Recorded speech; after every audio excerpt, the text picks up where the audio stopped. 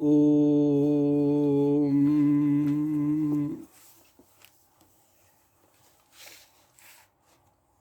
जन्माद्यस्य यतोन्मयादितरतः अर्थेष्वभिज्ञस्वराट् तेने ब्रह्महृदाय आदिकवये मुह्यन्ति यं सूरयः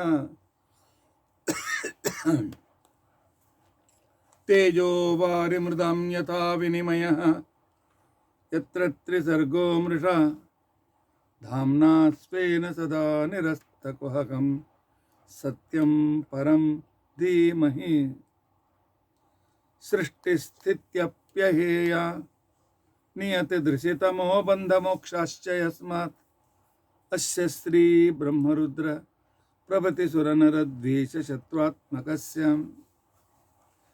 विष्णोर्व्यस्ताः समस्ताः सकलगुणनिधिः सर्वदोषव्यपेतः पूर्णानन्दाप्ययो यो गुरुरपि परमः चिन्तयेतं महान्तम्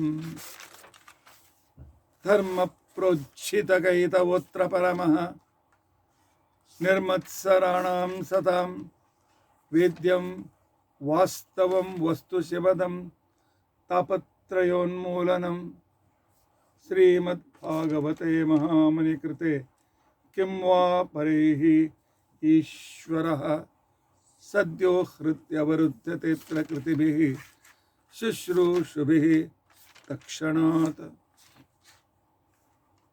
निगमकल्पतरुर्गलितं फलं शुकमुखादमृतद्रवसंयुतं पिबत भागवतं रसम् आलयं मुहुरहो रसिकाः भुवि भावुकाः अभ्रमं भङ्गरहितम् अजडं विमलं सदा आनन्दतीर्थमतुलं भजे तापत्रयापहम् भवति यदनुभावादेडमूकोऽपि वाग्मी जडमतिरपि जन्तुर्जायते प्रज्ञमौलिः सकलवचनचेतो देवता भारती सा मम वचसि निधत्तां सन्निधिं मानसे च अस्मद्गुरुसमारम्भां टीकाकृत्पादमध्यगां श्रीमदाचार्यपर्यन्तां वन्दे गुरुपरम्परां विद्यायां विबुधाचार्यं वेदज्ञानाब्धिचन्दिरं दुर्मतध्वान्तमार्ताण्डं सत्यध्यानमुनिं भजे पञ्चाशद्वर्षपर्यन्तं सततं रामपूजकः श्री सत्यप्रमोदगुरुराट् भासतां नो हृदम्बरे बन्धुस्त्वं गुरुरिष्टदैवतमिति त्वत्पादपङ्केरुहं प्राप्तं मां परिपालयेति सततं याचे निबद्धाञ्जलिः चित्तं मद्गुणदोषचिन्तनविधौ नूनं मनां मा कृताः श्री सत्यात्मगुरो त्वदङ्घ्रियुगलं हित्वा न मे सद्गतिः यैरहं शुकवत् सम्यक् शिक्षितोऽस्मि कृपालुभिः तान् वन्दे धेनुपाचार्यान् तत्त्वज्ञानार्थसिद्धये श्री गुरुभ्यो नमः हरिः ओम हरिः ओम हरिः ओम स्वस्तिस्तु अषेढसन्मङ्गलानि सन्तु श्लोकैकश्रवणपठनमात्रेण वक्तुश्च श्रोतॄणां निखिलकलिकृतकल्मषापनोदनपटुतरे धर्माद्यखिलपुरुषार्थसाधने भूते अद्य श्रीमद्भागवते प्रोष्ठपदे भागवते सप्तमदिन विवरणारंभे सति किंचित नवमदिन न नवमदिन कथा प्रारंभे सति किंचित पूर्वकथानुवादः। हरिः ओम हरिः ओम हरिः ओम। कल हमने सुना कि स्वयं भगवान कर्दम प्रजापति और देवहूति के आश्रम में अवतार लिया और उस भगवान की स्तुति करके, भगवान आप मेरे पुत्र हैं, मैं पिता हूं, यह अहंकार उत्पादन होने से पहले ही मुझे तपस्या को जाने के लिए अनुमति दे दीजिए। इस तरह अनुमति लेकर वे निकल पड़े। एक दिन देवहूति अपने आश्रम के एक पेड़ के नीचे बैठे हुए, तो वह पेड़ आज भी है सिद्धपुर में, उस पेड़ के नीचे बैठ करके कुछ ध्यान में थे। देवहूति आकर बैठी, उन्होंने माँ को नमस्कार किया। माँ बैठिए, क्या चाहिए, मैं क्या आपकी सहायता करूं? देवहूति ने कहा, नहीं, मेरे अनेक प्रश्नों का उत्तर तुमसे चाहिए। माँ पूछिए, आपके प्रश्नों का उत्तर देने के लिए ही यह मेरा अवतार है। देवहूति ने पूछा, निर्विण्णा नितराम भूमन असत इंद्रिय तर्पणा। परमात्मा, यह इंद्रियों का भोग जितना भी इसको सुख दे, और भी चाहिए और भी चाहिए, ये तृप्त नहीं होते हैं। इसलिए मन की तृप्ति कैसे हो, यह उपाय हमें बताइए। भगवान हंसने लगे। मां, आपका प्रश्न ही गलत है। क्यों? मां, मेरे पास ये पत्थर है, इस पत्थर के ऊपर मैं रोज पंच पकवान भात डालता हूं, तो कभी पत्थर बोलता है मुझे तृप्ति हो गई? क्योंकि मन जड़ है। जड़ मन तृप्त अतृप्त मन की भावना ही नहीं। लेकिन मन को जो अपने वश में रखा है, वह तो जहां चाहिए वहां पर मन को जाने की आज्ञा देता है। क्योंकि रथ में बैठे हुए उसके जोते हुए घोड़े के समान इंद्रिय हैं। इंद्रियाणि हयानाहुः, भगवद गीता में और कठोपनिषद में आता है, मनः प्रग्रहमेवच, मन उसका लगाम है। लगाम को तुम लूज छोड़ोगे तो घोड़े यहाँ, कुछ घोड़े यहाँ, कुछ घोड़े यहाँ, कहीं पर गिरा देते हैं। लगाम अपने हाथ में रहना चाहिए। और उसके सारथी है बुद्धि, और बुद्धि के अधीन में वह मन रहना चाहिए। क्यों? सारथी कब उसे लोच छोड़ना चाहिए, कब उसे पकड़ करके रखना चाहिए, बुद्धि को मालूम रहना चाहिए। लेकिन बुद्धि के ऊपर भी अंदर बैठे हुए यजमान का कंट्रोल होना चाहिए। सारथी यहां जाओ तो वहां उसे ले जाओ, ड्राइवर के जैसे साथ बुद्धि। लेकिन मनुष्य क्या करते हैं? अपनी बुद्धि का विचार नहीं करते, बुद्धि को काम नहीं देते हैं, बुद्धि को अपने अधीन नहीं रखते हैं। तो जब यजमान का कुछ ऑर्डर नहीं है तो सारथी अपने मनमाना जाए चाहे वहां लेके जाता है। उसी तरह तो हर एक को व्यक्ति को बुद्धि अपने अधीन में रखना चाहिए, रख करके, और बुद्धि से कहना चाहिए कि मन को यहाँ रखो, यहाँ मत रखो, यहाँ मत रखो। या मत दौड़ाओ।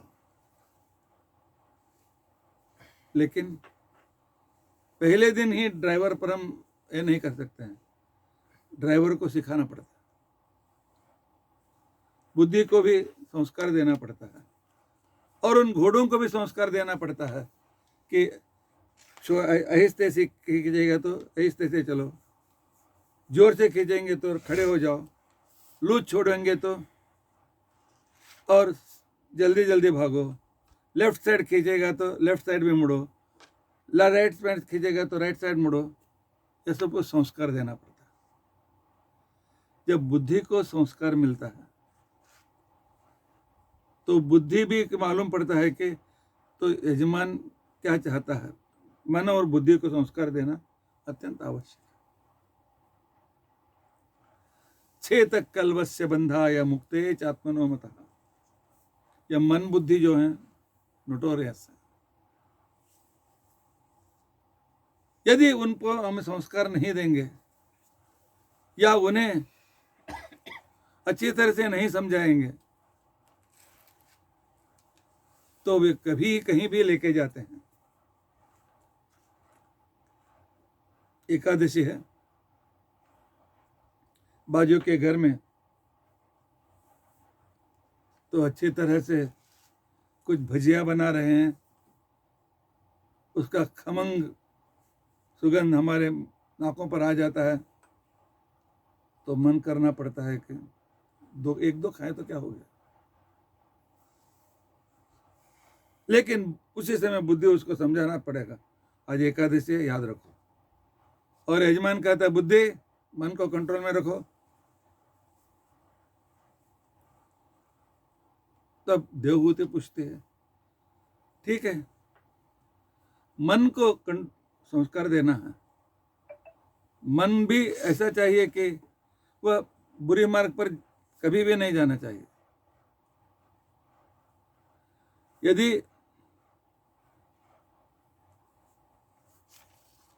अपने सारथी है, उस सारथी भी कभी सूचना अच्छी तरह से नहीं दिया तो घोड़े को मालूम होना चाहिए कि इस समय ऐसा व्यवहार करना है। राणा प्रताप सिंह का घोड़ा चेतक, एक बार राणा प्रताप सिंह युद्ध करते मूर्छित हो गए, लेकिन चेतक ने उन्हें भगा करके एक शिखर से दूसरे शिखर पर छलांग मार करके दूसरी ओर लेकर के राणा प्रताप को बचाया। तो वहां पर राणा प्रताप उसे घोड़ा भी लूज हो गया, सब कुछ हो गया था। तो मन को संस्कार था, मन को संस्कार देंगे तो मन बुरे मार्ग में नहीं जाता है, तो बुद्धि को भी ज्यादा काम नहीं पड़ती और सारथी निश्चिंत होकर के बैठ सकता है। ड्राइवर अच्छा है तो पीछे बैठा हुआ आदमी आराम से बैठ जाता, सो जाता है।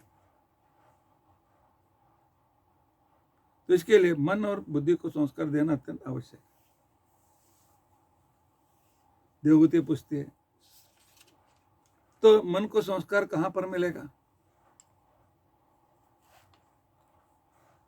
तब भगवान उत्तर देते हैं, सताम प्रसंगात् मम वीर्य संपदा भवन्ति हृत्कर्ण रसायना कथा तज्जोषणात् आश्वपवर्गवर्त्मने श्रद्धा रतिः भक्तिरनुक्रमिष्यति।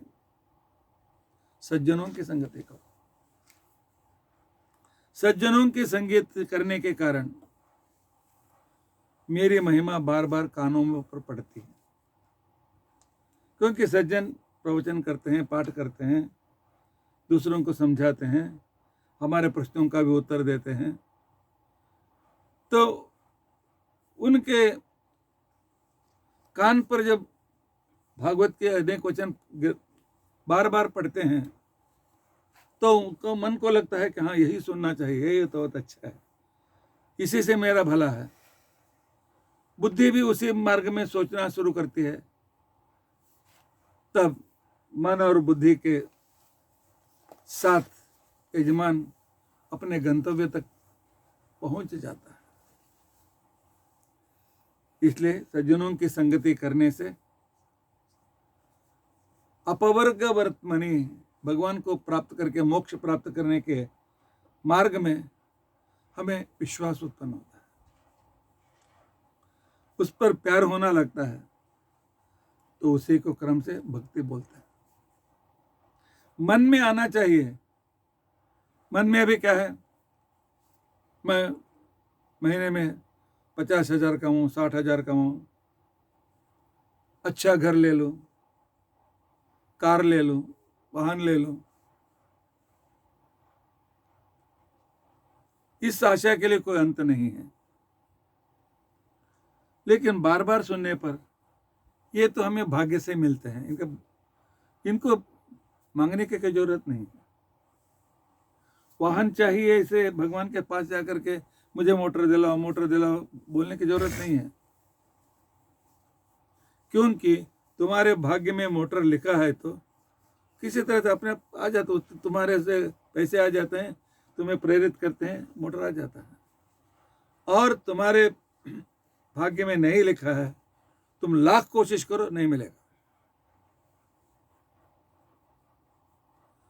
आज संसार में हमें जो चाहिए वो मांगने से नहीं मिलता,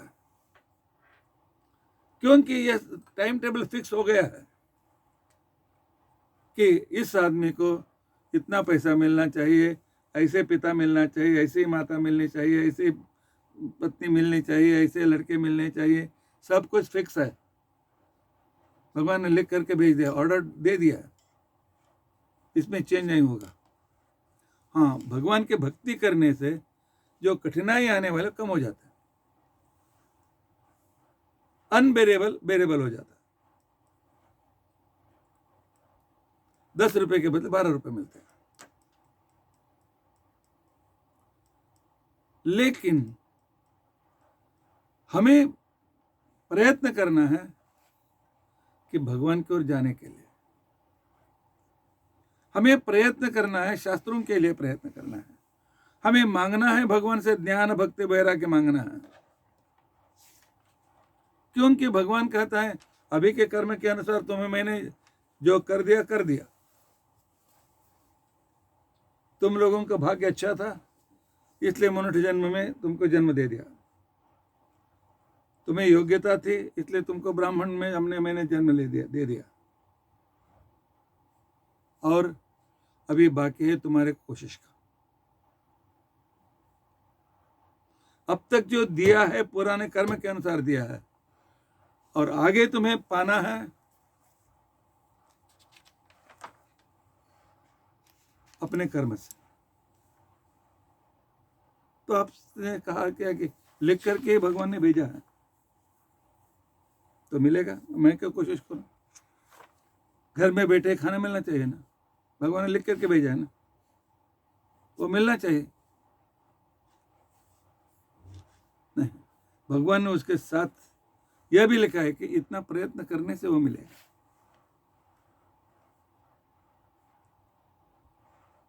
गुरुजी बोलते हैं तुम बहुत बुद्धिमान हो, सब प्रश्न का उत्तर आता है, कल की परीक्षा में अच्छी तरह से लिखो। मुझे लगता है कि तुम 70% से ऊपर लोगे, लेकिन एग्जाम में गया ही नहीं है तो क्या करेगा? क्या अध्यापक मार्क्स देगा? नहीं, कोशिश करना बहुत चाहिए, प्रयत्न करते ही रहना चाहिए, और जो मिलेगा मिलने वाला मिलेगा ही। यन्न भवति तन्न भाव्यम, जो नहीं मिलने वाला है कभी नहीं मिलेगा।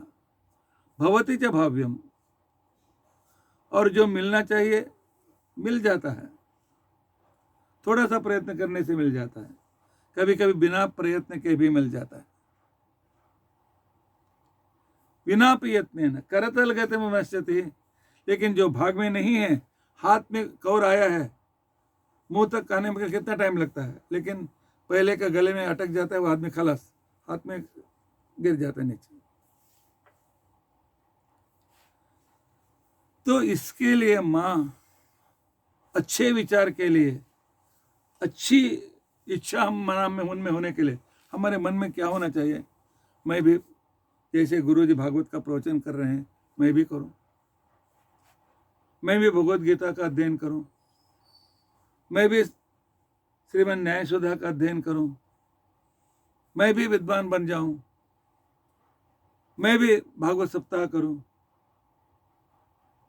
तो इस तरह के विचार आपके मन में आने के लिए तुम्हें क्या करना पड़ता है? जहां भागवत सप्ताह चल रहा वहां जाकर बैठना पड़ता है, भागवत की महिमा सुननी पड़ती है, और भागवत में कितने विषय हैं उसका परिचय होता है। और इच्छा होने लगती है कि यह समझना चाहिए, यह भी समझने के लिए मुझे पूरी कोशिश करनी है, मुझे अभ्यास करना है। यह जब भागवत जहां चलता है उस संगति में जाने पर मिल जाता है। इसके लिए माँ हमारा मन और हमारे बुद्धि के लिए संस्कार होना चाहिए। तो एक काम करो, सज्जनों की संगति करो। सताम प्रसंगात मम वीर संपदा। देवहूति पूछते हैं सज्जन कौन? जैसे ऑफिस में लगाते हैं कि manager, assistant manager, cashier, officer, ऐसा लगाते हैं कि सज्जनों के अपने यहाँ पर लिख करके मैं सज्जन हूं। किसको कैसे पहचानना चाहिए सज्जनों को? जिस व्यक्ति को हमें सज्जन कहकर कैसे पहचानना है बताइए माँ, बताओ पुत्र, सज्जन कौन से होते हैं?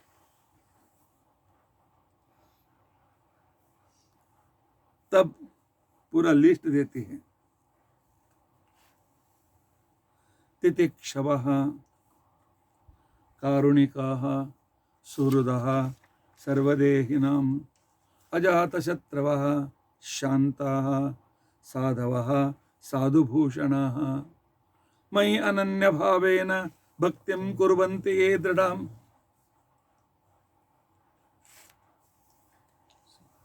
सज्जन वैसे होते हैं, तितिक्षवः, सहनशीलता। भागवत सप्ताह में 11 घंटा बैठने का अभ्यास पहले करना चाहिए। बस सहनशीलता पहले सीखो। 1.5 घंटा 2 घंटा, आजकल सबको छोटे छोटे क्लिप सुनने का 2 मिनट 3 मिनट का लिखते हैं, लेकिन 1.5 घंटे का प्रवचन बाद में देखेंगे। ऐसा नहीं, सहनशीलता नहीं चाहिए। मैं यह समय बैठा रहूंगा, मिलने तक बैठा रहूंगा। मुझे डी विटामिन चाहिए, आधा घंटा सूर्य के प्रकाश में घूमूंगा। घर में बैठ करके मुझे मिलना चाहिए, मिलेगा क्या? नहीं। सहनशीलता चाहिए, पेशेंस इज वेरी इंपॉर्टेंट। और जिनको सज्जन संगति नहीं है, पेशेंट नहीं रहता। दूसरा गुण है कारुणिकाः, जो दूसरे दुख में है उनको अपने ओर से जितना होता है उतने सहायता करें। क्योंकि भगवान का ऐसा है, तुम जो दोगे वह पाओगे। तुम दूसरों को मारोगे, तुम्हें भी मार मिलेगा। दूसरों के फंसाओगे, लोग तुम्हें ही फंसा देंगे। और दूसरों को पीड़ा दोगे, भगवान तुम्हें पीड़ा देंगे। तुम किसी पर करुणा दिखाओ तो भगवान तुम्हें भी करुणा दिखाई देगा। जो तुम करोगे वह भगवान रिबॉन्ड होकर के हमको दे देते हैं। भगवान की करुणा हमें चाहिए, तो हमें, हमसे जो छोटे हैं, हम जिसको उपकार कर सकते हैं उन पर करुणा दिखाना जरूरी है। जो कष्ट में उसको करुणा दिखाओ। सुहृदः सर्वदेहिनां, पूरे संसार के व्यक्तियों का मित्र होना चाहिए।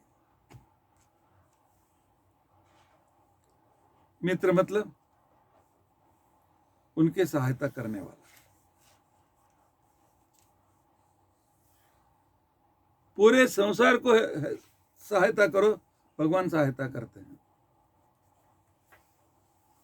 तो बोलते हैं मेरे पास मेरा पगार ही मुझे पूरा नहीं होता है, मैं सहायता क्या करूं?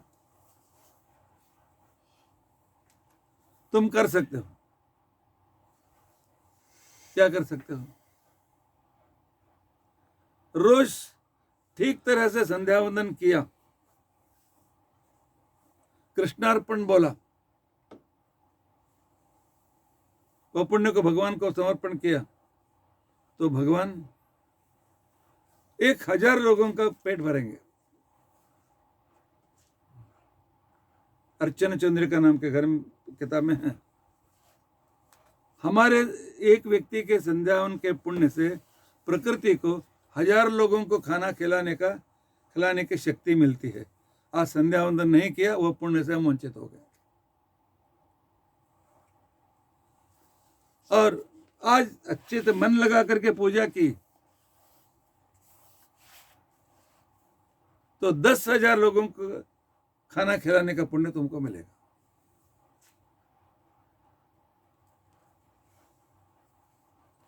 यज्ञ करोगे, याग करोगे, बादल की उत्पत्ति होगी, बादल से बरसात मिलेगा, अनेक तरह के धान उत्पन्न होंगे, पूरे संसार का उपकार कर सकते हो। यज्ञार्थात यज्ञात भवते पर्जन्यः, पर्जन्यात अन्न संभवः।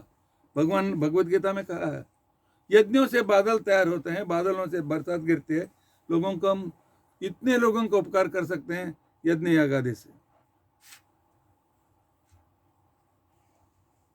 देश के लोगों को करीबी दूर हो जाए, ब्राह्मण अपने घर में जाकर के श्री सूक्त का पुरस्चरण किया तो उनका गांव, उनका देश अमीर बन जाता।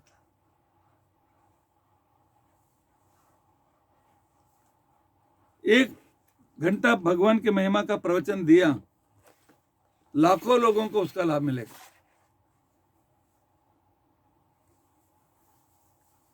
और वैश्वदेव किया तो विश्व देवता खुश हो जाते हैं, और विश्व देवता सभी लोगों को, किसी को भूखा नहीं रखते। और बलिहरण करने से सांपों को, बिच्छुओं को, सरीसृपों को, पक्षियों को, पितरों को, पंचमहाभूत को, सबको शक्ति मिलती है। अर्थात एक ब्राह्मण संध्या वंदन, भगवत पूजा, वैश्वदेव और नित्य होम या दूसरे पवमान आदि होम और बलिहरण करने से पूरे संस्कार को उपकार कर सकते हैं। और ब्रह्म यज्ञ करने से हम ब्राह्मण रह जाते हैं, क्योंकि ब्राह्मण को रोज वेद का अध्ययन करना चाहिए।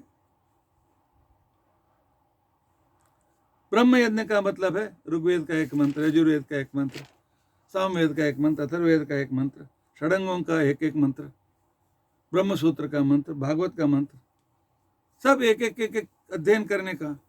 और शास्त्रों को अध्ययन से तो मोक्ष का हमारे लिए दरवाजा खुल जाता है। पितृतर्पण से, देवतर्पण से देवता खुश हो जाते हैं, और देवता पूरे संसार के लिए वे अनुग्रह करते हैं। क्यों कि हम करने के बाद हम क्या बोलते हैं, सर्वेपि सुखिनः सन्तु सर्वे सन्तु निरामयाः सर्वे भद्राणि पश्यन्तु मां कश्चित् दुःखभाग् भवेत्। रोज हम इतना करके के जब बोले इस पुण्य से पूरा संसार सुखी हो जाता है। पितृतर्पण से पितृ तृप्त हो जाएंगे और हमें अच्छे लड़के, अच्छा संतान और हमारे बच्चों का आयुष्य आरोग्य की अभिवृद्धि होती है। ऋषि तर्पण से हमारी विद्या नहीं भूलती है, हम आध्यात्मिक तत्वज्ञान के आगे बढ़ते हैं। रोज 1.5 से 2 घंटा संध्या वंदन, गायत्री मंत्र से सबको अच्छी बुद्धि मिलती है, क्योंकि हम उस पुण्य को पूरे संसार में भगवान से कहते हैं कि भगवान ये पुण्य ले लो, सभी को सुखी रखो, सर्वे सुखिनः सन्तु, सबको आरोग्यवान बनाओ, कोई भी दुखी न हो जाए। इससे इस तरह रोज जो करता है वह सज्जन है। रोज एक कर्म हर एक को करना है। इसके लिए ब्रह्म यज्ञ सीखना है, वैष्णव को सीखना चाहिए, बलिदान को सीखना चाहिए। और ब्रह्म यज्ञ में पितृतर्पण सब कुछ। एक ब्राह्मण, लोग ब्राह्मणों को पूछते हैं तुम क्या काम करते हो? तुम सिर्फ हमारी दक्षिणा से पलते हो, तुम तो खेत में नहीं जाते हो, कूली नहीं करते हो, ऑफिस में काम नहीं करते हो, जस्ट पूजा कराते हो, पैसे लेके जाते हो, फुकट में तुम लोग पेट भर रहे हो। नहीं, एक ब्राह्मण, सदाचरणशील ब्राह्मण पूरे संसार का उपकार कर रहा है रोज। उसके द्वारा यह पूरा सभी भी कलयुग में भी सब जगह बरसात हो रहा है और सब जगह धान उग रहे हैं, सबको अन्न मिल रहा है। इसलिए लक्षण दिया भगवान ने, सुहृदा सर्वदेहिनाम, पेड़ पौधों से लेकर के, पशु प्राणियों से लेकर के मनुष्य, इतना ही नहीं, देवता ऋषि, इन सब को मित्र के जैसे सुख देने वाला अर्थात सदाचरणशील व्यक्ति, आचरण करने वाला व्यक्ति सज्जन है। तो उसके साथ रहो। एक बार क्या हो गया, एक बहुत दुष्ट आदमी था, बहुत पापी था।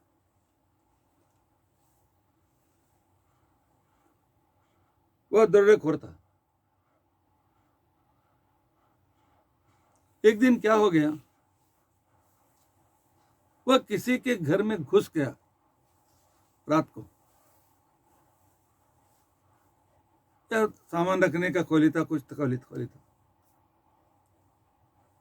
लेकिन बीच में यजमान उठे थे, खोली खुला समझ करके बाहर से उन्होंने दरवाजा बंद कर दिया। न तो बाहर आ सकता था, घबरा रहा था। सुबह हो गया। उस दिन क्या था, उस दिन एकादशी थी। पूरा दिन उसको कुछ भी नहीं मिला।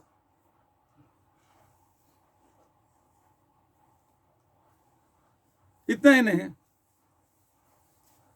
रात को कहीं पर छिपा था, कोई रोक खोल दिया। द्वादश एक दिन सामान के लिए खोला तो छिपा हो, तो उसको देखा नहीं, सामान लेकर के दरवाजा छोड़ करके चले गए। तो वहां से निकलकर ऊपर से फांदा, लेकिन नीचे गिर करके मर गया। उसको लेने के लिए यमदूत आ गया। बहुत लोगों का मारा था, चोरी की थी, खूनी की थी, सब कुछ। लेकिन उस समय विष्णु के दूत भी आ गया, उसको मत छो, हम लेके जाते हैं। अरे उतना इतना पाप किया तो कल एकादशी किया उसने, क्योंकि खाने के नहीं मिला इसलिए एकादशी किया उसने। अर्थात बिना श्रद्धा के भी अच्छा काम करोगे तो उसका फल मिलेगा। इसलिए आदमी को सदाचरणशील होना अत्यंत आवश्यक। सुहृदः सर्वदेहिनां, अजात शत्रवः, किसी को शत्रु मत बनाओ, किसी को भी शत्रु मत बनाओ।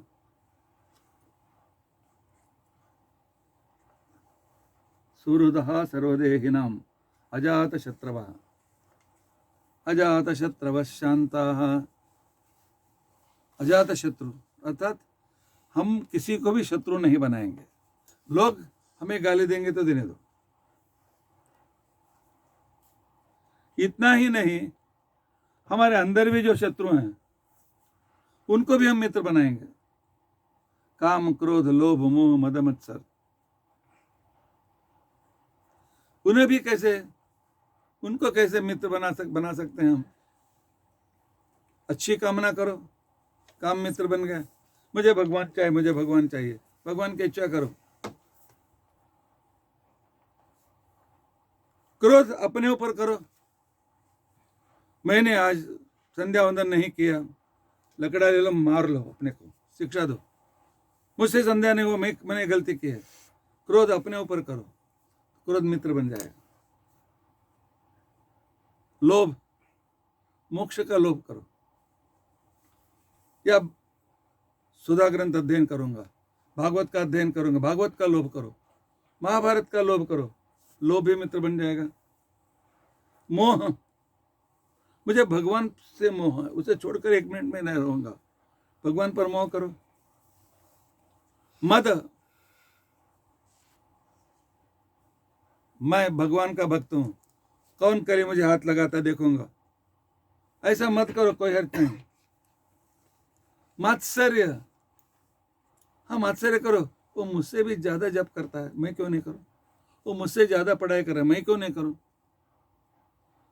तब काम, क्रोध, लोभ, मोह, मद, मत्सर भी हमारे मित्र बन जाते हैं। और दूसरे किसी को भी शत्रु मत बनाओ, लेकिन जिंदगी में लाओ, ला करके दिखाओ। हमारे गुरुजी ने यही कहा था, 10 मित्र मत नहीं बनाओ चलेगा, एक को शत्रु मत बनाओ, वह शत्रु तुम्हारे लिए हानिकारक होगा। अच्छी तरह से बात करके, अच्छी तरह से, किसी को अपमान न किए बिना, चार अच्छी तरह से बात से सभी मित्र हो जाते हैं। अजात शत्रवः, उसके बाद शांताः, शांत रहना चाहिए। कोई भी समस्या आ जाए, रोने से, चिल्लाने से कोई काम होता है क्या? नहीं। शांत रहेंगे तो हाँ अभी क्या करना चाहिए, समस्या का उत्तर मिल जाता है। टेंशन किया तो उत्तर नहीं मिलेगा। साधवा, साधु बनना चाहिए। साधु बनना चाहिए मतलब साधु का वेश डालना चाहिए। हाँ? साधु के जैसे लाल कपड़ा लाल पहनने से साधु बन जाता है कोई? साधु वह है जो दूसरों को पीड़ा नहीं देता है और स्वयं पीड़ा सहन नहीं करता।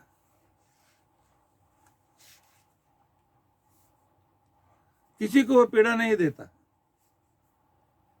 और स्वयं भी अपनी पीड़ा सहन नहीं करता। स्वयं पीड़ा नहीं सहन करता मतलब पीड़ा आ जाए ऐसे बुरा काम करता ही नहीं।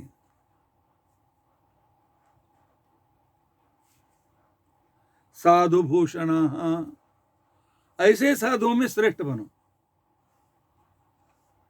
जो साधु हैं किसी से द्वेष नहीं करते हैं, किसी का बुरा नहीं करते हैं, दूसरे का भला ही करते हैं।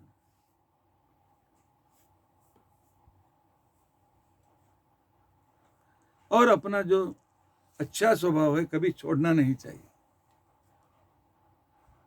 अपना कर्तव्य को नहीं छोड़ना चाहिए, अपने धर्म को नहीं छोड़ना चाहिए।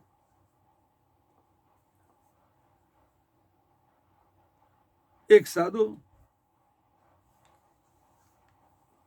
दान कर रहा था,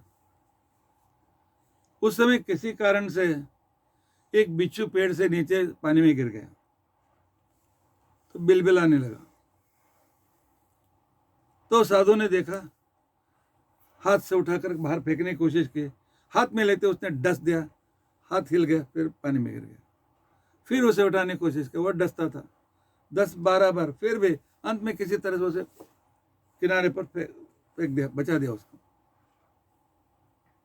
तब किनारे पर खड़े हुए व्यक्ति ने उससे पूछा, क्या तुम कितना मूर्ख हो, जब वो डस रहा है तो छोड़ देने का चाहिए था। वह कहता है, एक छोटी सी बिच्छू, डसना उसका धर्म है, वो चाहे नहीं छोड़ता है, तो बचाने मेरा धर्म, मैं क्यों छोड़ू? बिच्छू अपना धर्म नहीं छोड़ता है तो मैं अपना धर्म क्यों नहीं छोड़ू? वो अन्याय करने दो, लेकिन मैं अपना धर्म नहीं छोड़ूंगा। इसे बोलते हैं साधव साधुभूषण मयि अनन्य भावेन भक्तिम कुर्वन्ति ये दृढ़ाम। और भगवान में अनन्य भक्ति, भगवान में अनन्य भक्ति मतलब आपको छोड़ करके सर्वोत्तम कोई नहीं है, आप ही सर्वस्वतंत्र हैं, आप ही सृष्टिकर्ता हैं, और आपको छोड़कर मैं किसी के पास नहीं जाऊंगा। हमारे यहाँ भगवान है, लक्ष्मी है, ब्रह्मा जी हैं, शंकर हैं, हनुमान जी हैं, फिर भी हम बाबा के पीछे चाहते हैं, वो बाबा वो माता के पीछे। कितना मूर्ख है! क्या इनसे भी वो बाबा बड़े हैं क्या? नहीं नहीं, भगवान पर विश्वास रखो और उस विश्वास से आगे बढ़ो। मई अनन्य भावेन, मुझ पर प्यार करते हैं। मदर्थे त्यक्त कर्माण, और मेरी पूजा के लिए अपने लाभ को छोड़ देते हैं, भगवान को प्राप्ति करने के लिए। बेंगलुरु में हमारे स्वामी जी के बहुत अनेक शिष्य हैं। वे फॉरेन में कमाते थे हर महीने 10-10 हजार डॉलर, अर्थात लाखों रुपया कमाते थे, लेकिन छोड़ करके स्वामी जी के यहाँ शिष्य हो गए, अपने सिखा छोड़ करके स्वामी के शिष्य बन गए। और यहाँ भी आईटी में काम करने वाले अनेक युवकों ने काम छोड़ दिया, स्वामी जी के पास सौदा का अध्ययन कर रहे हैं। भगवान की प्राप्ति के लिए दूसरे सुख को छोड़ने की कुछ तैयारी रहनी चाहिए। अनन्य भावेन भक्तिम कुर्वन्ते दृढ़म मदर्ते त्यक्त कर्माणा। अरे आज पूजा क्यों नहीं हुआ? बहुत काम था। काम छोड़ो, भगवान की पूजा करो। संध्या वंदन नहीं किया, काम था, वो काम छोड़ दो, संध्या वंदन करो। भगवान की आराधना के लिए दूसरे कामों को छोड़ देना चाहिए। कुछ हानि हो तो हो जाए, लेकिन तो बहुत कुछ देने वाले है ना, वो पूरा जिंदगी देगा, वो काम एक दिन का लिए लाभ हो जाएगा। आज सत्यनारायण पूजा है, आज होम मिला, संध्या मिला, वह वस्तु शांति मिली कराने के लिए, तो घर में पूजा नहीं, संध्या वंदन नहीं, भगवान सुनते नहीं। चाहे तो वो छोड़ो, लेकिन ये मत छोड़ो। रोज गायत्री जब 1000 किया था, वो 500 हो गया, 500 का 100 हो गया, अब 50 भी नहीं। प्रयत्न सब लोगों ने प्रतिज्ञा की थी, अब 50 भी नहीं करते हैं, 10 भी करते हैं कि नहीं मुझे मालूम नहीं। मदर्थे त्यक्त कर्माण त्यक्त स्वजन बांधवा। हमारी साधना के लिए जब हमारे बंधु हमारे लिए अत्यंत पीड़ादायक हैं, हमारे बंधु हमारे लिए अत्यंत दुखदायक हैं,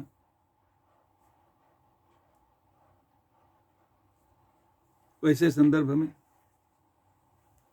वैसे विषय में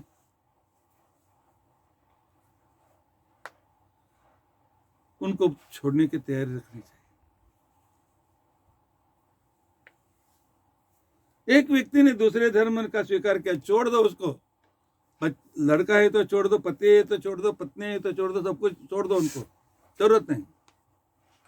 भगवान की प्राप्ति के लिए भगवत द्वेषी को छोड़ देना चाहिए, उसकी संगति में नहीं रहना चाहिए।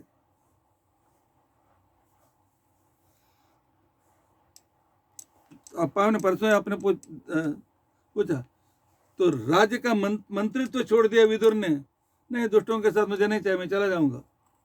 मदर्थे त्यक्त कर्माण त्यक्त स्वजन बांधवा मत कथा परिमिष्टाश्च। जब बात करते हैं तो मेरे बारे में ही बात करते हैं,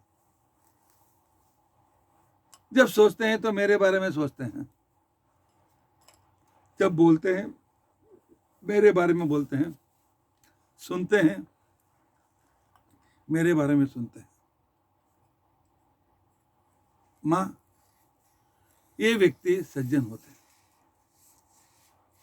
ऐसे सज्जनों के ऐसे गुण जिनमें हैं, दूसरे में हमें वो गुण लाने की कोशिश करनी चाहिए, क्योंकि वे सज्जन होते हैं। सत मतलब सर्वोत्तम भगवान, उसके जन मतलब उसके प्रिय होते हैं।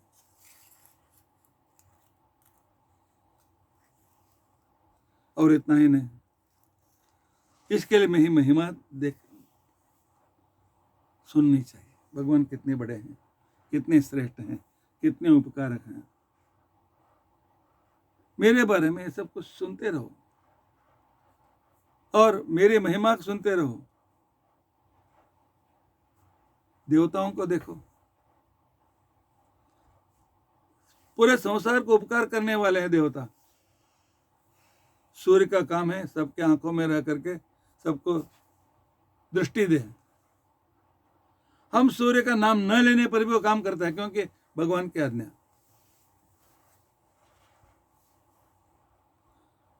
देवता अपने तो जन्म से वे अपरोक्ष ज्ञानी होते हैं और वे जो भी काम करते हैं भगवान की सेवा करने लिए करते हैं।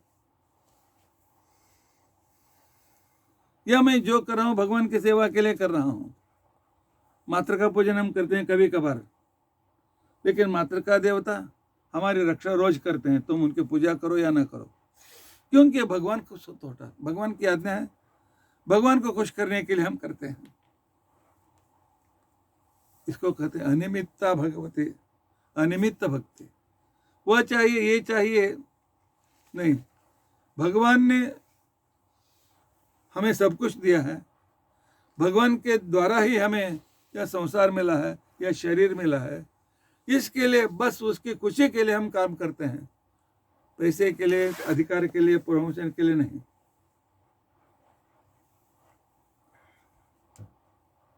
ठीक है, धर्माचरण का मतलब क्या होता है? ठीक है, भगवान पर भक्ति करते, धर्म का आचरण क्यों करना चाहिए? आज से संध्या वंदन पूजा सब कुछ छोड़ते हैं, राम राम राम करते हुए बैठ जाते हैं। भगवान कहते हैं नहीं, आचरण जो है वह भगवान की आज्ञा है। श्रुति स्मृति हरेर आज्ञा, वेद और स्मृति ग्रंथ जो है, पुराण मतलब भगवत गीता, पुराण, महाभारत, भागवत, ये सब स्मृति ग्रंथ हैं।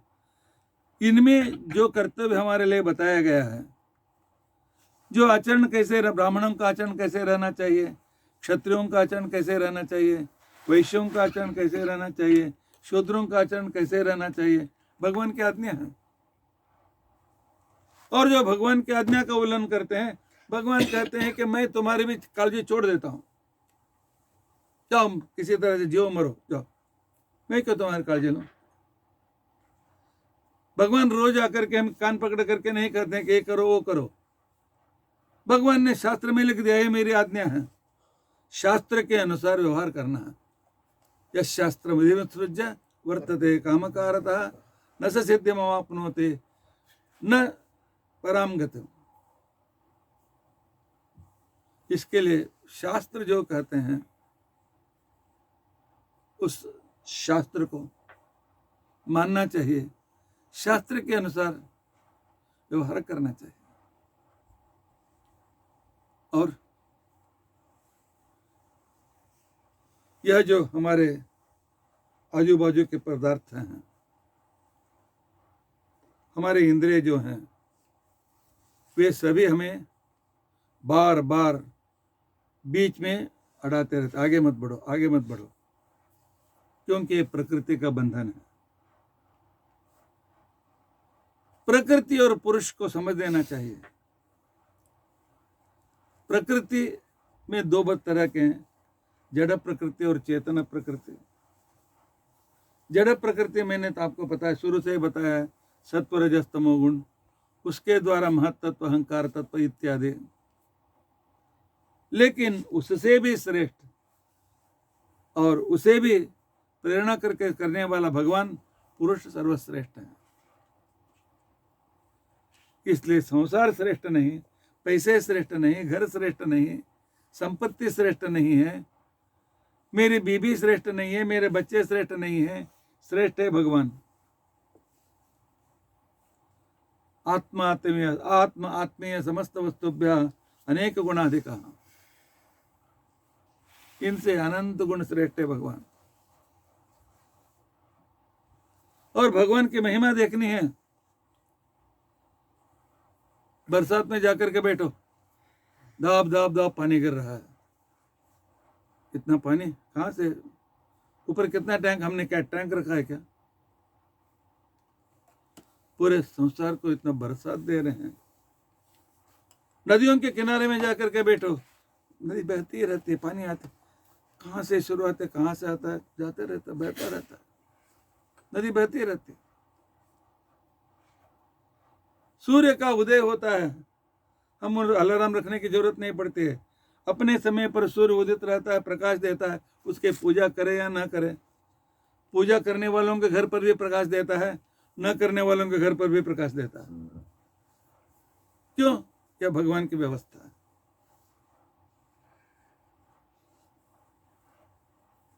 इसके लिए हर एक वस्तु को जब देखते हैं तो उस समय वहां भगवान की विशिष्टता को वहां पर देखनी चाहिए। रसो हम अपसुक उनते या प्रभात में से जो रहे हो, यह पानी, पानी में भगवान ने तृप्ति, हमारे प्यास को बुझाने की शक्ति रखा है। हाथ में पानी का गिलास आया, भगवान की याद आनी चाहिए। भगवान ने पानी की सृष्टि नहीं करते तो क्या होता था? पानी की सृष्टि नहीं रहती तो कॉलरा बन जाता था, हम सब मर जाते थे, डिहाइड्रेशन चला गया काम से। सूर्य का प्रकाश नहीं है तो ऑक्सीजन नहीं है, आदमी मर जाता है। चंद्र का प्रकाश नहीं है तो वनस्पति की उत्पत्ति नहीं है, भूखे मर जाते हैं हम। यह सब कुछ करने वाला भगवान है। इसके लिए भगवान का चिंतन करना चाहिए, वो सर्वोत्तम है समझना चाहिए, उसकी सृष्टि को देखना चाहिए, और वह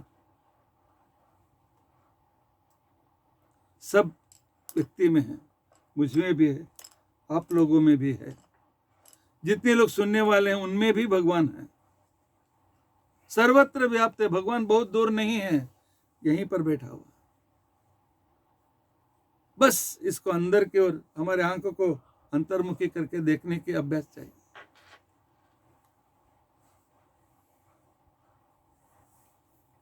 और कभी भी उसके चैलेंज नहीं करना चाहिए, मुझे भगवान नहीं चाहिए, मैं प्रयत्न करूंगा सुख पाऊंगा, पाप किया है ना, मैं भोगूंगा, भोग करके खत्म करूंगा। भगवान की क्या जरूरत है? जैसे पुण्य भोग कर खत्म करता हूं, पाप भी भोग कर खत्म करता हूं। भगवान कहते हैं मां ऐसा नहीं है। क्यों? हर एक आदमी रोज कितना पाप करता है, लिख के रखो। दशावराणाम देहानाम कारणानि करोते। एक दिन के पाप से हमें 10 जन्म मिलते हैं। 10 जन्म में 80 साल का, 100 साल का जो उम्र, उतने उसके दिनों के 10 उसके 10 कभी खत्म हो सकते हैं? नहीं। अतः कर्माक्षयान मुक्ति कुतैव भविष्यति। इसलिए हमारा पाप का जो पर्वत बढ़ता ही जाता है, बढ़ता ही जाता है, बढ़ता ही जाता है। एक दिन में 10 जन्म और 365 डे में कितने? 3,600 3 लाख 3,000 3,000 एक साल में, 50 एक साल में, और 10 साल में 33,000 33,000, और 50 साल में 1,50,000 उतना जन्म। इस जन्म का, अगले जन्म का कभी खत्म करो। तब यह सब कैसे, इस पाप का प्रायश्चित कैसे होता है, कब होता है? भगवान कहते हैं माँ मेरी भक्ति करो, मुझे पाने की कोशिश करो, मुझे देखने की इच्छा तुम पर उत्पन्न होनी चाहिए। भगवान कब दर्शन दोगे? मुझे खाना नहीं चाहिए, पीना नहीं चाहिए, कोई नहीं चाहिए, आप चाहिए, आप चाहिए। जब तुम्हारी भक्ति परम चरम सीमा पर पहुंचेगी, तब मैं अपना दर्शन तुम्हें दूंगा। हृदय में जो बसाऊं वही बाहर आकर के तुम्हें दर्शन दूंगा। उस बिंब दर्शन को कहते हैं अपरोक्ष ज्ञान।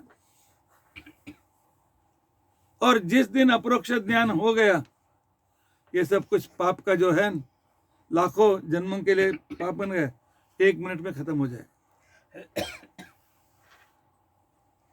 और जो पुण्य है, जो नहीं चाहिए, वो पुण्य भी बहुत है।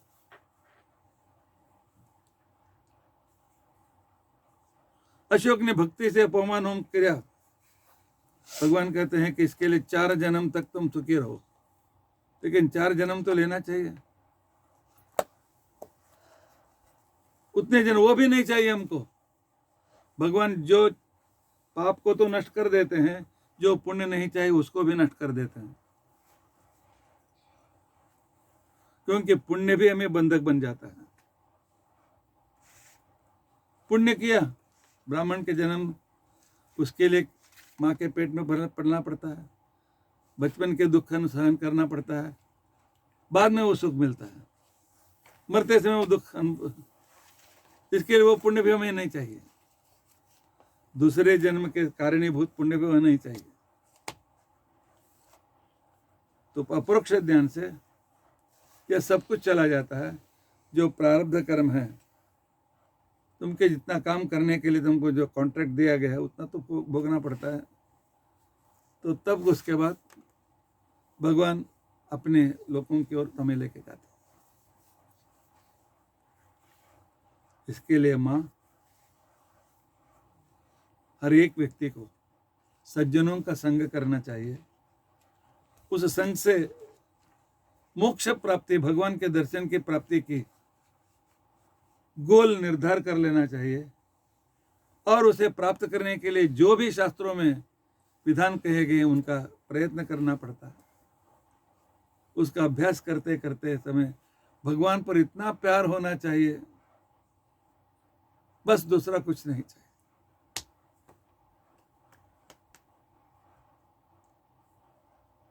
पुरोरवा नाम का चंद्रवंश में राजा था।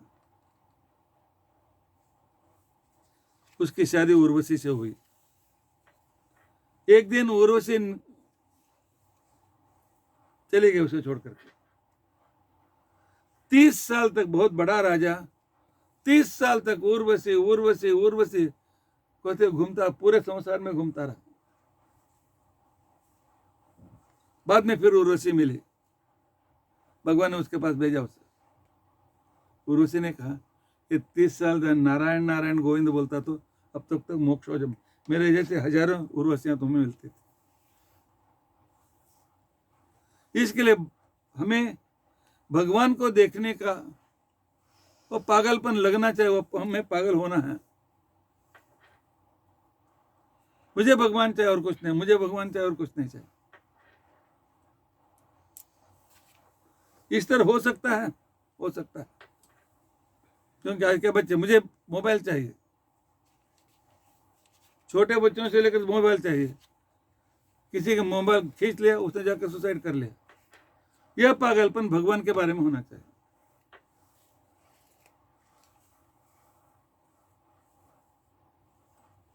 इतना मैंने कपिलोपदेश का 5% आपसे कहा गया। कर्मयोग, ज्ञान योग, ध्यान योग, भक्ति योग का पूरा विवरण भगवान ने अपनी मां को दिया।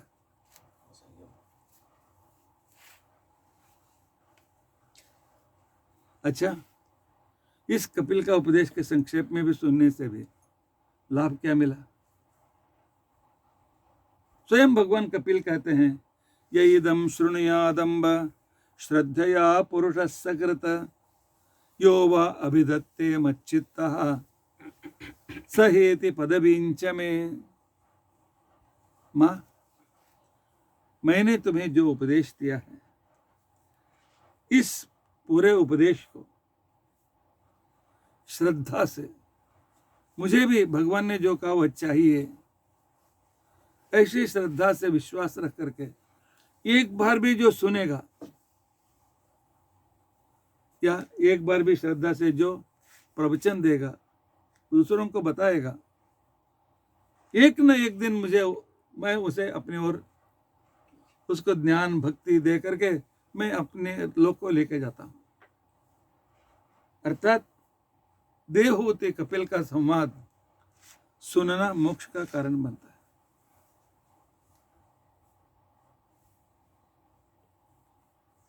और देवहूति ने कहा, पुत्र, कितना उपकार किया, मेरे सारे संशय दूर हो गए, मैं अब भगवान के मार्ग में ही जाता हूं। तो कपिल वहां से उठे, माँ अब मैं जाता हूं, तुम्हारे उपदेश के लिए मैं घर में था, बहुत लोग मेरी राह देख रहे हैं, अनेक लोगों का उद्धार मुझे करना है, लेकिन माँ, मैंने जो भगवत प्राप्ति के उपाय आज मैंने बताया है, तो उन उपायों को, यही उपाय है भगवत प्राप्ति के लिए, दूसरा उपाय नहीं है। वो कहते हैं, ये कहते हैं, वहां यह कहता है, ये कहा जाता है, नहीं। मार्गे नाने न मातस्ते सुसेव्ये न उदिते न में। माँ, मैंने आज जो तुम उपदेश दिया है, अभी तक कितने ज्ञानी मुक्त हो गए, इसी मार्ग से मेरे पास आए हैं,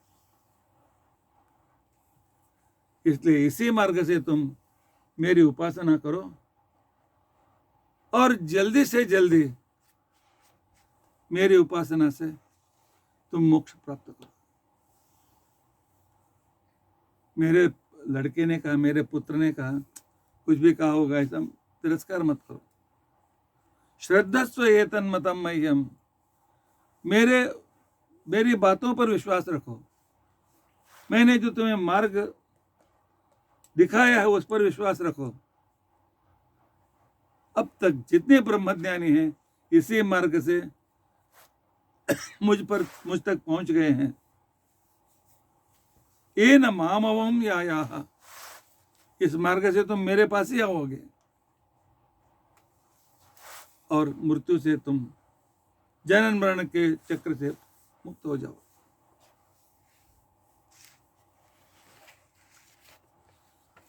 तो देवहूति ने इतनी बड़ी तपस्या की, भगवान पर प्रेम से मग्न हो करके, तो प्रेम रस इतना बहा दिया कि वह बाद में नदी होकर बहने लगी। आज भी वह नदी सिद्धिदा उसका नाम है, और उस जगह का नाम है सिद्धपुर, सिद्धि प्राप्त करने का जगह मात्र गया।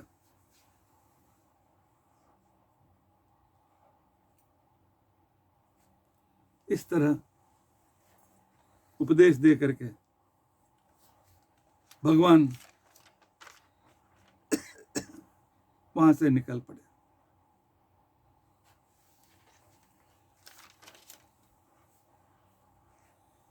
इसके बाद शुक्राचार्य पूछते हैं, यहाँ पर कपिलोपदेश के बाद में ही तीसरा स्कंद समाप्त होता है। चौथा स्कंद में अनेक ऋषियों को ब्रह्मा जी ने जो जन्म दिया था, वे सभी ऋषि मुनि तपस्या करने लगे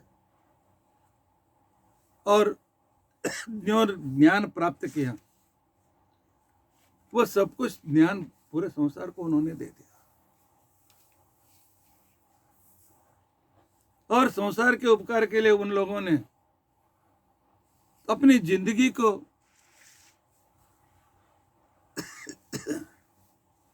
संसार के लोगों के लिए समर्पित किया। भगवान ब्रह्मा जी के पुत्रों में थे अत्रि ऋषि। उनका नाम पड़ा था अत्रि। जिनमें त्रि नहीं है, तीन नहीं थे, वे अत्रि।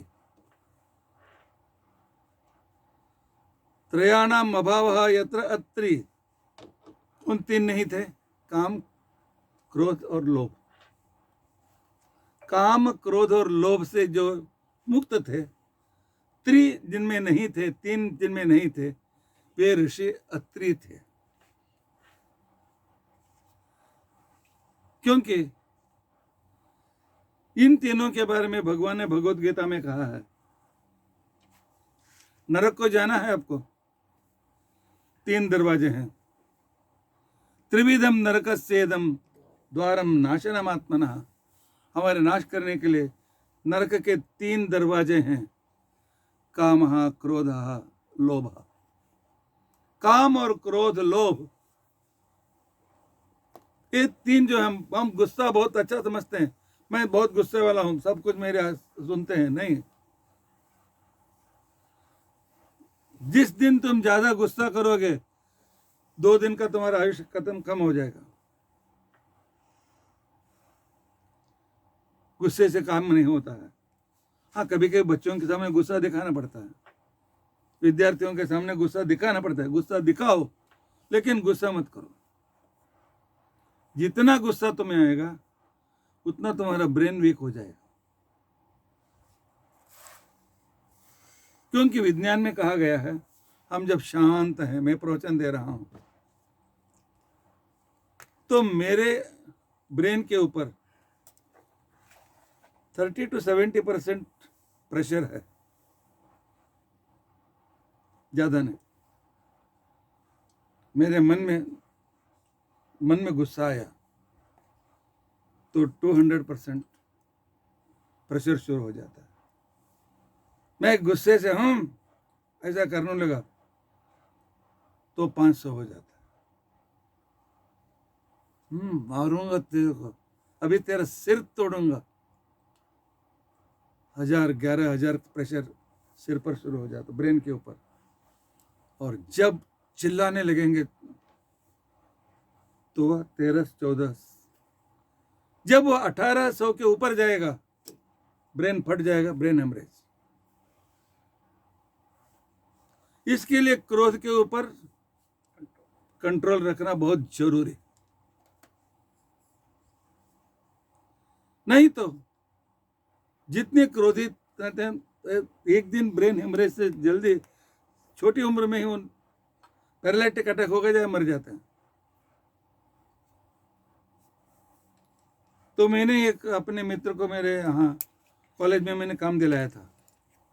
वो फिजिक्स के प्रोफेसर थे, लेकिन किसी विद्यार्थी ने आज होमवर्क नहीं किया, बहुत गुस्सा आता, मुंह लाल हो जाता था।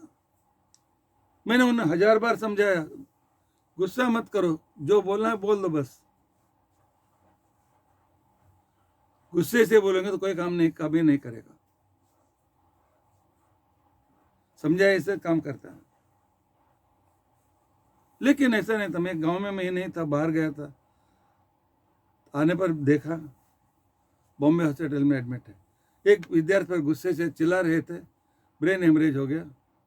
बस 6 महीने बॉम्बे हॉस्पिटल में थे। बाद में पैरालिटिक अटैक हो गया, 1 साल में मर ही गए। उम्र था 36, 25, 37, और छोटी उम्र में। बहुत अच्छे थे, बहुत विद्वान थे, बच्चों को बहुत अच्छा सिखाते थे, लेकिन गुस्सा बहुत। काम, वो खाना चाहिए, पीना चाहिए, वो मजा करना चाहिए, इधर जाना चाहिए, उधर जाना चाहिए, वो चाहिए, ये चाहिए। आदमी को पागल बना देता है। वह दुष्ट मार्ग में, अन्याय के मार्ग में चला जाता है। और इतना बुरा काम करते, मालूम है उसे। मेरा मित्र है, उसका अभ्यास क्या है, का काम नहीं करता है, लोन लेने का, उससे कुछ सामान लेने का, लोन जब लेना है तो उसे बेचने का, 50,000 का 30,000 में बेच देने का, तो फिर लोन लेने का, और उसके भरने के लिए दूसरे से लेना, इसको लोन से उसका फिर लोन भरने का, उससे लेकर उसका भरना लेकर वो बढ़ता जाता है, एक दिन हाथ से चला जाता है। कामना कुछ भी अच्छा नहीं है, उसके साथ लोभ, ये चाहिए वो चाहिए, इस इच्छा को हम कभी पूरा नहीं कर सकते हैं। किसी भी कोई इच्छा पूरा हम नहीं कर सकते हैं। पूरा करने वाला सिर्फ भगवान है। इसलिए काम, क्रोध, लोभ, इन लोगों ने छोड़ा और बहुत बड़ी तपस्या की। इतना ही नहीं, लोगों की भलाई के लिए, देवताओं की भलाई के लिए वे अनेक वर्ष दैत्यों के कारागृह में बंधे थे। दैत्यों ने जाकर जेल में रख दिया था अत्रि ऋषि को, लेकिन मन से काम, क्रोध, लोभ को छोड़ दिया तो भगवान ने 3 को छोड़ा था, 3 रूप में उनके घर में आए। उनकी तपस्या करने के कारण एक दिन उनके सामने ब्रह्म, विष्णु, महेश्वर तीनों प्रकट हो गए और कहा, क्या चाहते हो बोलो, तुमको मिल जाएगा। तो अत्रि ऋषि ने कहा कि आपके जैसे पुत्र मुझे चाहिए। तो भगवान ने कहा, मेरे जैसे कोई पुत्र दूसरा कौन मिलता है तुमको, मैं ही अपने आप को दे देता हूं। इसलिए वह दत्त हुआ। अत्रि का पुत्र था, इसलिए आत्रेय उसके साथ जुड़ गया, दत्तात्रेय। दत्तात्रेय स्वयं भगवान के अवतार हैं। लेकिन आजकल का जो फोटो, जो मंदिर मिलते हैं, वो दत्तात्रेय नहीं है, क्योंकि उस भगवान दत्तात्रेय के पास 4 अल्सेशियन कुत्ता नहीं रहते हैं, और उसको 3 मुंह भी, दत्तात्रेय को 3 मुंह भी नहीं है।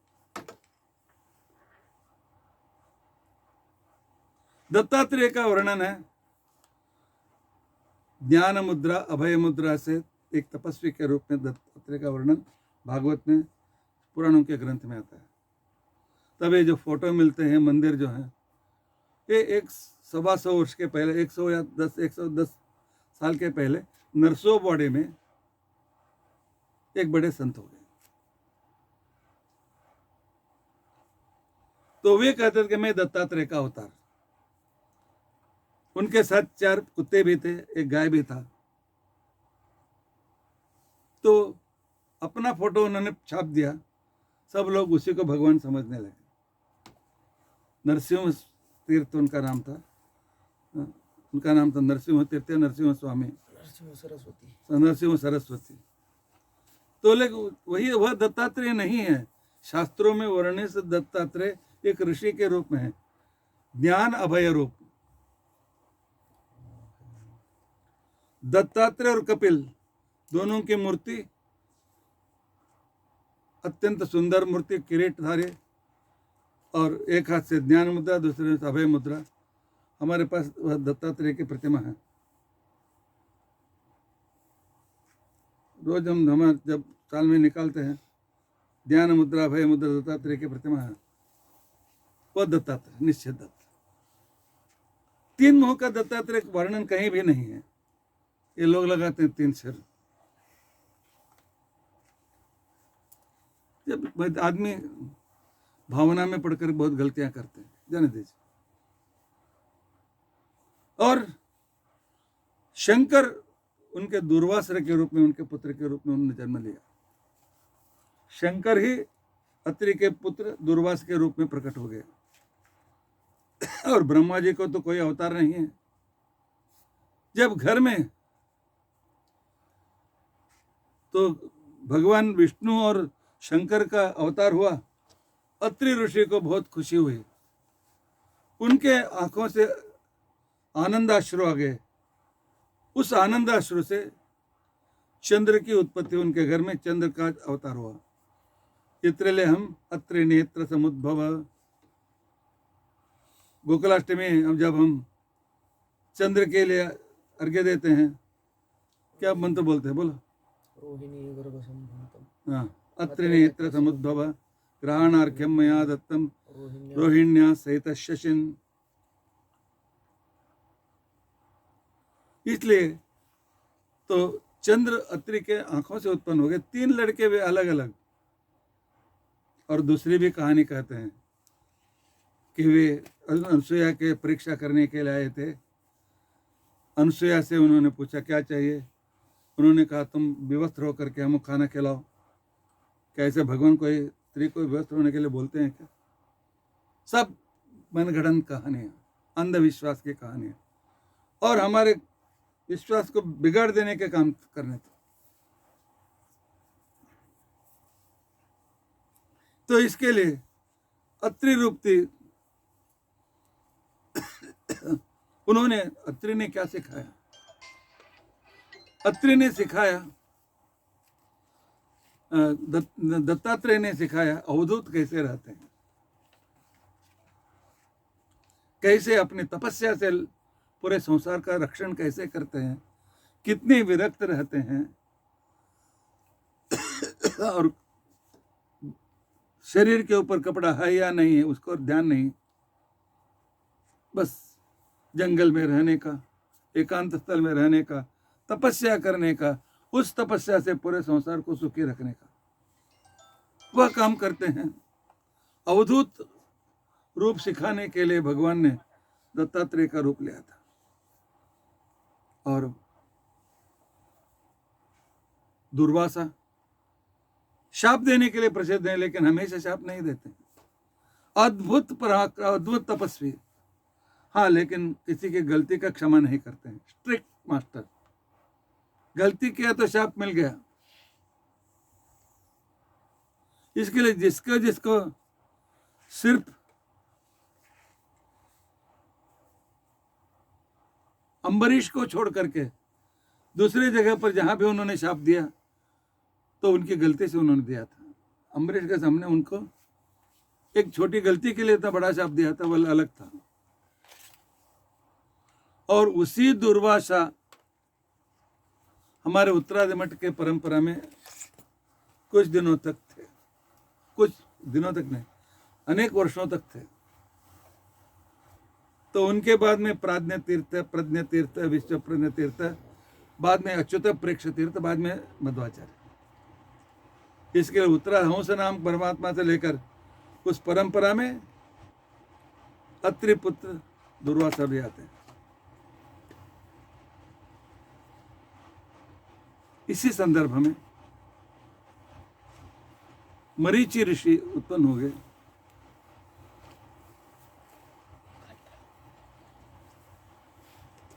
और भगवान ब्रह्मा के अनेक पुत्रों में अंतिम पुत्र था दक्ष।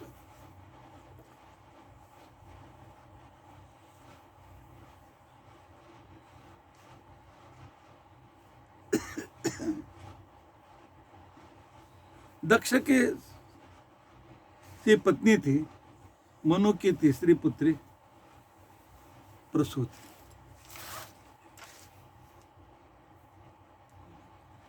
और वह दक्ष प्रसूति की पुत्री थी सती। और उस सती की शादी भगवान शंकर से हुई।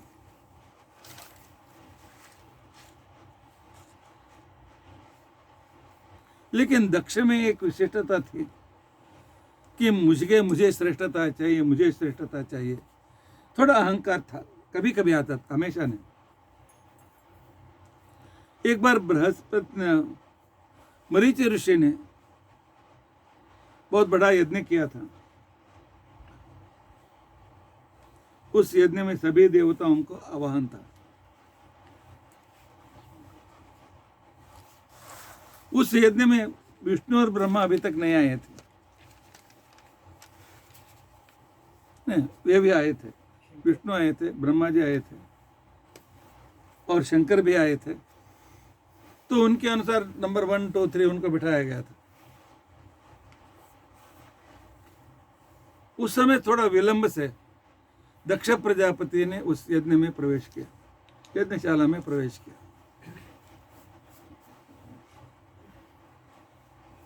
तो भगवान विष्णु तो सबसे श्रेष्ठ थे, उन्हें खड़े होने के लिए कोई संदर्भ नहीं था। ब्रह्मा जी का पुत्र था दक्ष, इसलिए ब्रह्मा जी भी उठकर खड़े नहीं हुए। योग्यता में शंकर भी दक्ष प्रजापति से बहुत श्रेष्ठ, लेकिन संबंध में दामाद का कर्तव्य है अपने ससुर को आते ही आदर से खड़े होना चाहिए, उनका आदर करना चाहिए। क्योंकि हमारी जिंदगी में 5 तरह के माता पिता होते हैं।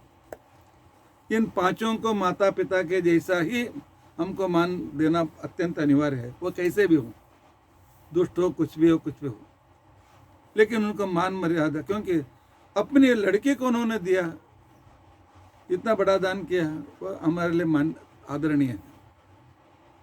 5 पिता कौन कौन से हैं? जन्मदाता, जन्म देने वाले माँ, जन्म देने वाले पिता। और दूसरा पिता है अन्नदाता।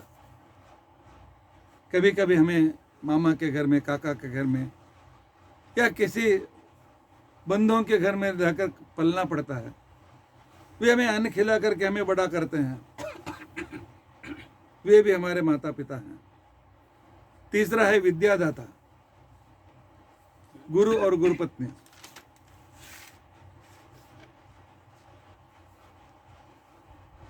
और चौथा है कन्यादाता,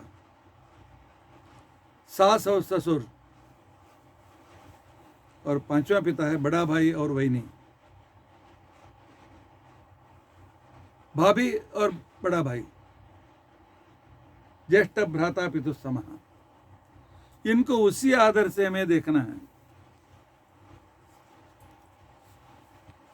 शंकर तो सब कुछ जानते थे, शास्त्र जानने वाले थे, लेकिन उस समय वे भगवान के ध्यान में रत थे,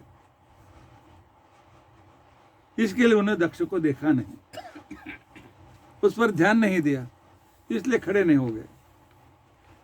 लेकिन दक्ष को देखा कि अपना दामाद उठ नहीं रहा,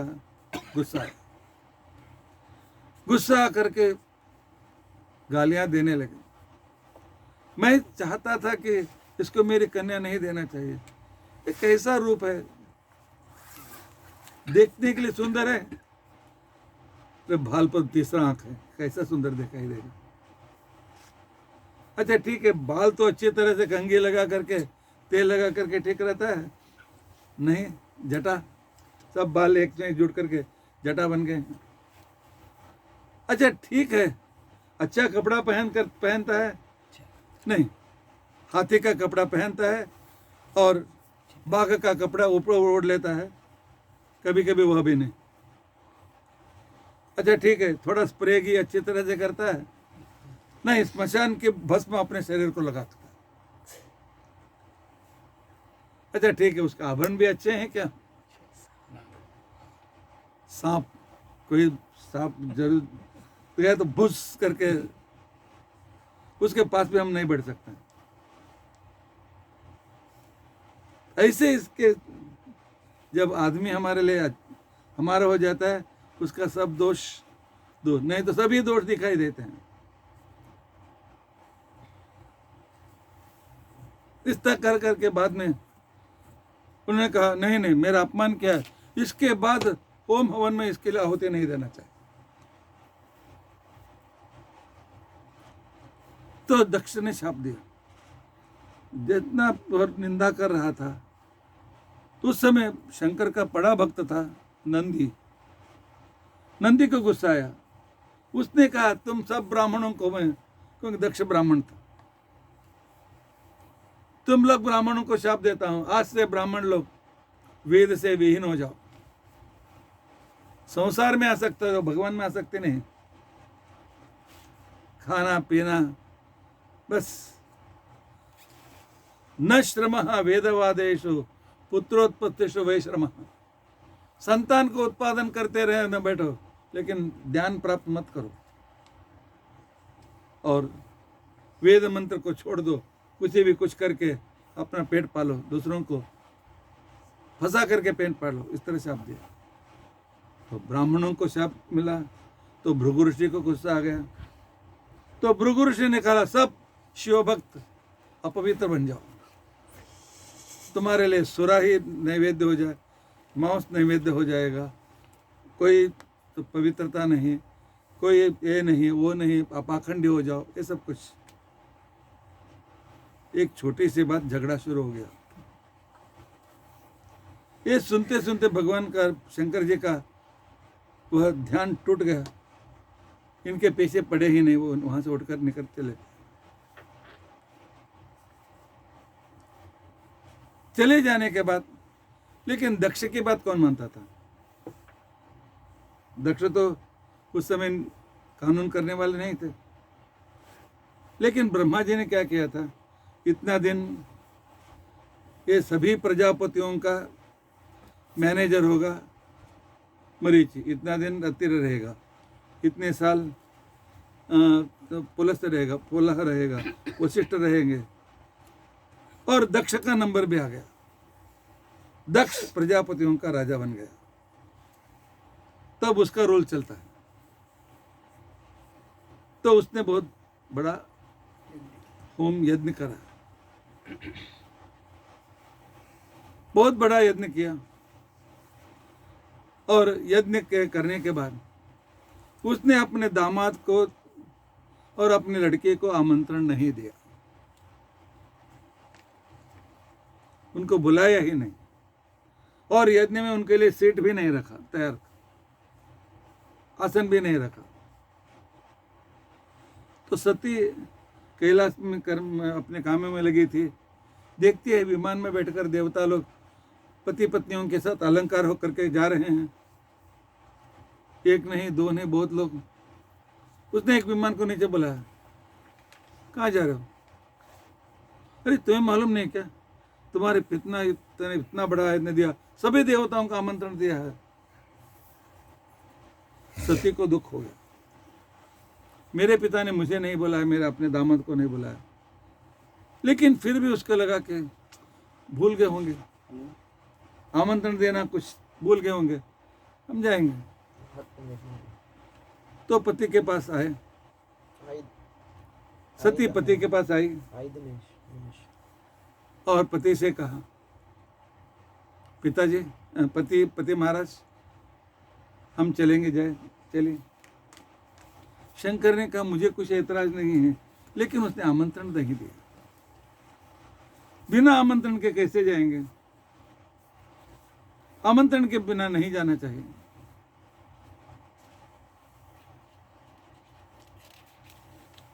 लेकिन सती ने कहा, शास्त्रों में कहा गया है 3 जगहों पर आमंत्रण के बिना मालूम पड़ा तो हमें जाना ही है। वह कहती है, अनाहुता अपि अभियान्ति बंधुषु भर्तु गुरोः देह कृतश्च केतनम। जब वो मायके में आई है, पति का फोन नहीं आया, मैं क्यों जाऊं? पति नहीं बुलाओ, मैं नहीं जाऊंगी, ऐसा कह सकते हैं कि अपने घर को आना ही चाहिए। पति बुलाए या ना बुलाए, अपना काम हो गया तो अपने घर को आ जाना चाहिए, आमंत्रण की राह नहीं देखनी चाहिए।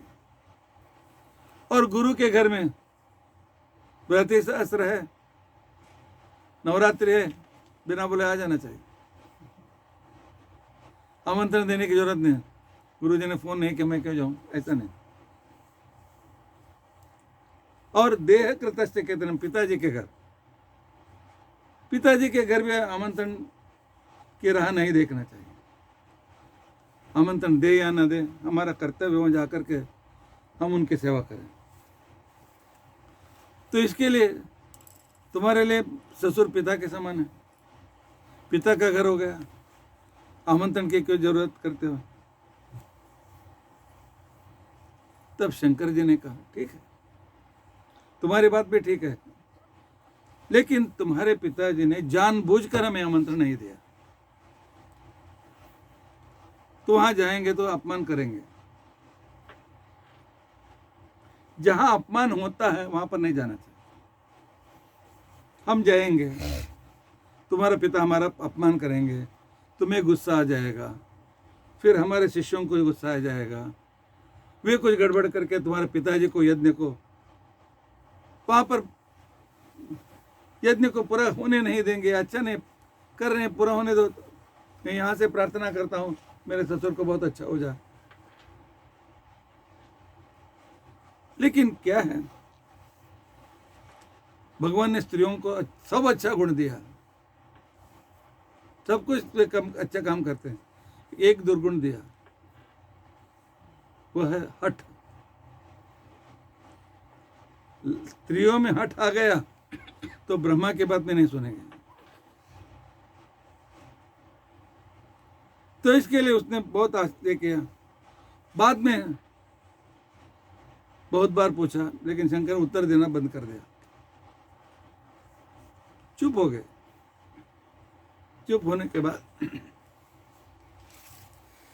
एक धर्मशास्त्र निकाला सती ने, मौनम सम्मति लक्षण। मेरे प्रश्न का उत्तर नहीं देते हैं, मौन है, तो मतलब जाओ, ना तो नहीं बोल रहे ना। तो उसने कहा मैं, आप नहीं आए महात्मा, तो मैं ही जाऊंगी। लेकिन शंकर ने एक बात कह दी कि मुझे लगता है वहां पर तुम जाने पर भी ठीक होगा, ऐसा मुझे नहीं लग रहा है, तुम्हारी इच्छा, तुम जो कोई करो। लेकिन मायके का आकर्षण ऐसा होता है कि वहां पर मेरे सभी बहन, उसके 15 बहन थे, बहन आएंगे, उनके लड़के आए रहेंगे, मेरी माँ को देखकर बहुत दिन हो गया, ऐसा समझ करके सती भी निकल पड़ी अपने पिता के लिए, घर के लिए। शंकर जी ने उसको बॉडीगार्ड के रूप में 2-4 लोगों को भी भेज दिया। और वहां जाने पर क्या हुआ, कौन सी घटनाएं घटी, उन घटनाओं का अर्थ क्या है, 1.5 घंटे हो गए हैं, इसलिए ज्यादा परीक्षा नहीं करूंगा मैं। दक्ष यज्ञ का विध्वंस कैसे हुआ, क्यों हुआ, उद्देश्य क्या था, आगे क्या हुआ, तो 4थे स्कंद की कहानी हम कल पूरी तरह से सुनने की कोशिश करेंगे।